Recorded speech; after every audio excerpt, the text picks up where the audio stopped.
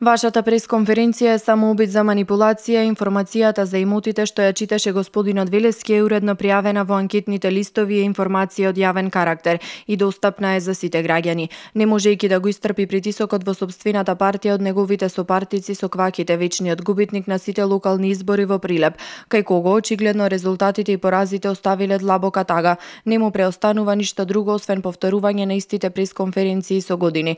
Го советуваме дека доколку продолжи да функционира со гнев и омраза, граѓаните и наредните 10 години ќе ги казнуваат. Ако Велески повеќе се концентрираше на приватниот бизнис, а не на политика исполнета со лаги и деструкција, можеби денес од Микрон немаше да бидат испуштени илјадници вработени.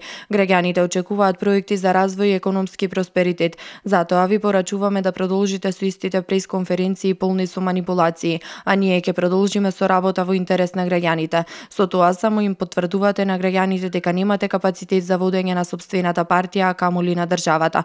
Стои во соопштението од Центарот за комуникации на ВМРО ДПМН Прилеп.